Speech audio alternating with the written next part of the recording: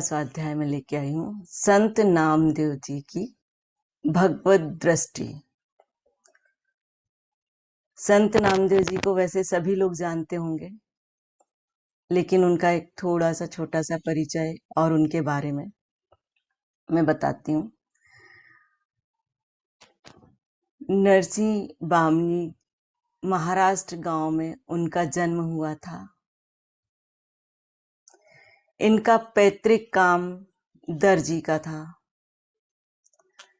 बालक नामदेव शुरुआत से ही यानी बचपन से ही विट्ठल भगवान के सेवक थे और हमेशा उनकी जबान पर बिठला बिठला ही रहता था। सुनना तो विट्ठल, बोलना तो विट्ठल। उनकी रग रग में यह नाम बसा हुआ था। बस यही बातें होती थी और विट्ठल के साथ ही खेल होता था। लगातार विट्ठल नाम की रट लगाने वाले 8 साल के बालक नामदेव ने विट्ठल भगवान को एक दिन दूध पिलाने की जिद करी और भगवान की मूर्ति के सामने दूध रखकर बैठ जाते और बोलते, आप नहीं पियोगे तो मैं भी नहीं पीऊंगा। तब भगवान को दूध पीना ही पड़ता। माँ से जो भी भोजन या कुछ भी खाने को मिलता भगवान के सामने रख देते। जब नामदेव 9 वर्ष के हुए तो उनका विवाह कर दिया गया। उनका किसी भी काम में कोई मन नहीं लगता था, कुछ लेना देना नहीं था।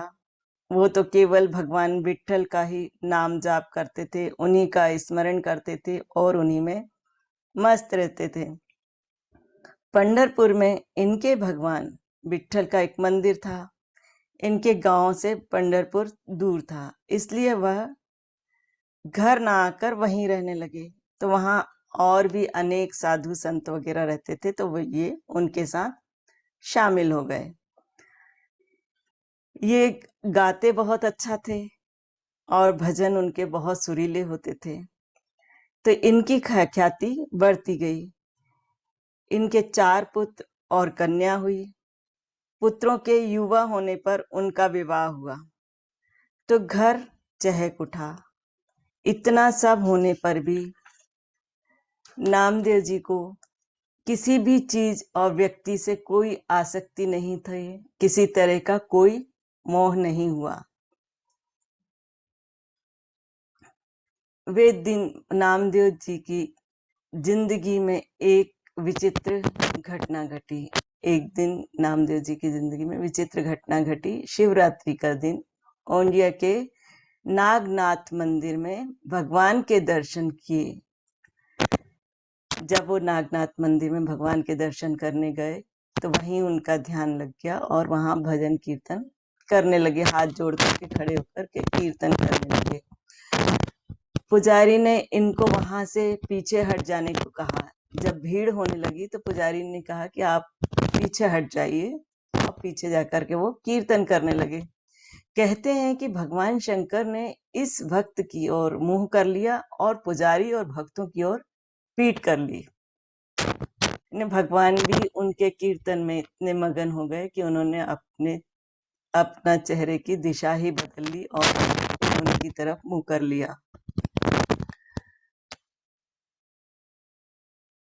आज भी उस मंदिर में नंदी भगवान शंकर की ओर ना होकर शंकर जी के पीछे की ओर हैं। वहीं एक ब्राह्मण परिसा रहता था और वो भगवत कथा किया करता था, लेकिन उन्हें नामदेव जी से बहुत ईर्ष्या रहती थी, क्योंकि वो बहुत ज्यादा प्रसिद्ध थे, लोग बहुत पसंद करते थे उन्हें, तो उनको ईर्ष्या होने लगी थी। वो स्वयं भगवत कथा करते थे, लेकिन ईर्ष्या का भाव उनके अंदर था। स्वयं ब्राह्मण होने के कारण ऊंची जाति के थे और नामदेव जी थोड़ी निम्न जाति के थे, इसलिए वो हमेशा उनको लज्जित किया करते थे किसी भी बात को लेके। और नामदेव जी ने जब देखा कि ये इस तरह करते, तब भी उन्होंने अपना संत पना दिखा करके उनके चरणों में लौटकर क्षमा मांगने लगे। इससे ब्राह्मण बहुत खुश हुआ। जब कोई इस तरह का करता है तो जिस उसके अहम को संतुष्टि मिलती है तो वो फूल के कुप्पा हो जाता है। यही हाल वहां ब्राह्मण का भी हुआ और घर जाकर उन्हें बड़े बड़े अच्छे से अपनी पत्नी को बात बताई। पत्नी ने उन्हें सीधी राह दिखाई। उन्होंने संत नामदेव जी के बारे में बताया कि वो कोई साधारण संत नहीं है। तो इस बात पर ब्राह्मण को अपनी गलतियों का एहसास हुआ, तो उन्होंने संत नामदेव जी से क्षमा मांगी और उन्हें अपना गुरु बना लिया। यदि मन निर्मल हो और हृदय में भगवान के लिए अगाध प्रेम हो तो भक्त को भगवान की कृपा अवश्य प्राप्त होती है। भगवान को प्रेम से ही पाया जा सकता है, क्योंकि भगवान स्वयं प्रेम रूप है। प्रेम के कारण ही तो भगवान राम ने शबरी के झूठे बेर खाए, तो वहीं भगवान कृष्ण ने दुर्योधन के मेवा और मिष्ठान आदि 56 प्रकार के भोगों को ठुकराकर विदुर जी के घर शाक और केले के छिलके की सब्जी खाई। भारत की आध्यात्मिक भूमि में ऐसे अनेक भक्त हुए हैं जिन्हें भगवान के दिव्य स्वरूप का दर्शन करने का सौभाग्य प्राप्त हुआ है। उन्हीं में से एक नाम संत नामदेव जी का है। उनकी निश्चलता, निष्कपटता, पवित्रता और सच्ची भक्ति के कारण निर्गुण निराकार भगवान साकार सगुण रूप में प्रकट होकर उन्हें अपने दिव्य स्वरूप का दर्शन कराया। नामदेव बाल्यावस्था से ही भगवान के प्रेम में डूबे रहते। उनके निश्चल निष्कपट प्रेम के कारण भगवान पांडुरंग ने अपने दिव्य चतुर्भुज रूप में प्रकट होकर पहली बार उनकी बाल्यावस्था में ही उन्हें निहाल कर दिया था। कहते हैं भगवान प्रत्यक्ष प्रकट होकर उनके द्वारा अर्पित भोग को ग्रहण किया करते थे। जब भगवान भक्त की सच्ची भक्ति को देखकर भक्त के हृदय में आ विराजते हैं तो भक्त की दृष्टि भी भगवत दृष्टि बन जाती है। ऐसा भक्त फिर अपने मन की आंखों से पल पल अपने भगवान को, अपने आराध्य का दर्शन कर निहाल होता रहता है, आनंदित होता रहता है।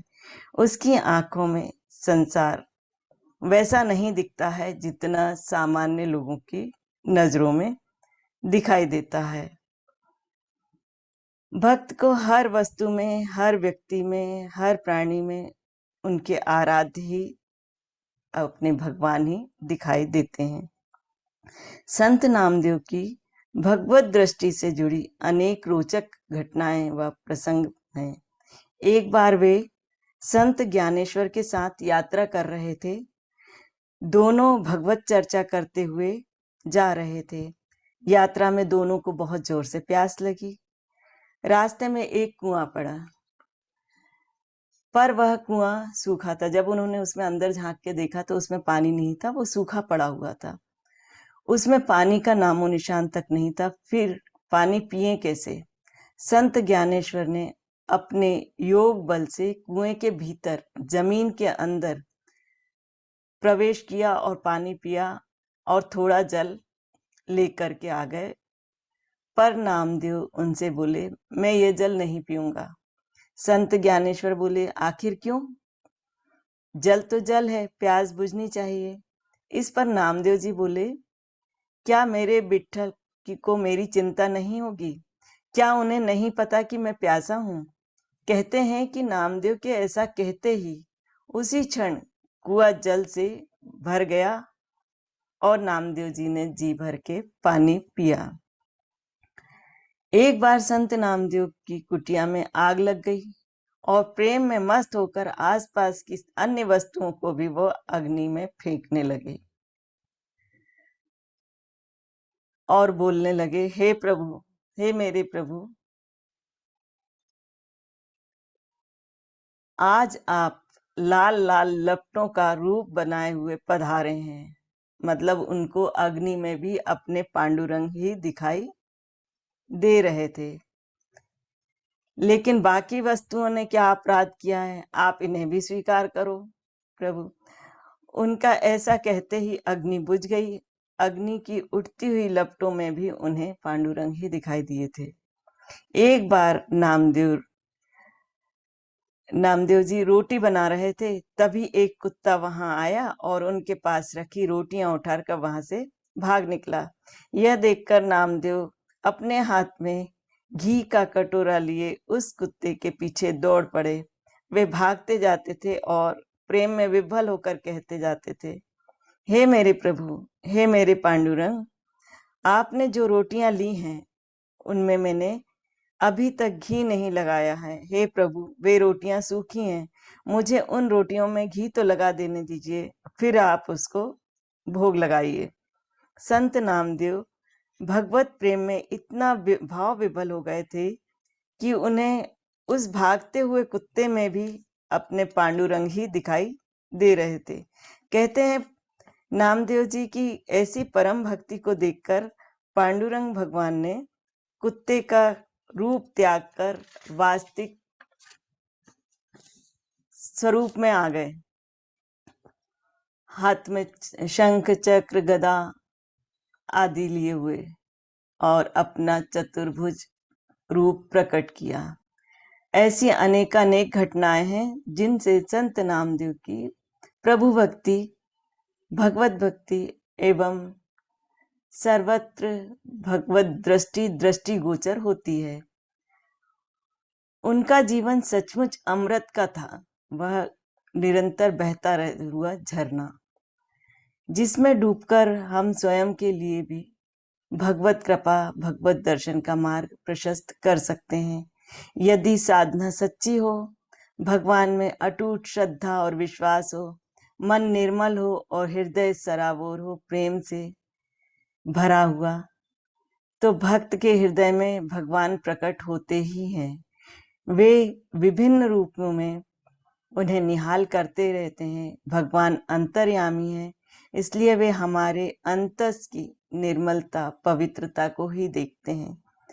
भगवान सर्वव्यापी हैं, इसलिए वे भक्त की पात्रता को देखकर वहीं प्रकट हो सकते हैं। भगवत सर्वज्ञ हैं, इसलिए वे हमारे गुण, दोष, अच्छे बुरे सभी कर्मों को जानते हैं। भगवान से कुछ भी न छिपा और ना ही उनसे कुछ छिपाया जा सकता है। भगवान को चतुराई और चपलता नहीं, वरन निर्मल, पवित्र व प्रेम से ही रिझाया जा सकता है। भगवान निर्गुण निराकार हैं, पर भक्त के प्रेम के वश होकर वे प्रकट होते हैं। भगवान अव्यक्त हैं, पर भक्त के प्रेम में व्यक्त हो सकते हैं। भगवान भक्त वत्सल हैं, इसलिए वे भक्त की पुकार सुन के अवश्य आते हैं। वे अपने भक्त पर कृपा अवश्य ही करते हैं। वे भक्त के ऊपर अपना अनुदान, अनुग्रह अवश्य बरसाते हैं। अस्तु, यदि साधना करनी ही है तो सच्ची साधना की जाए।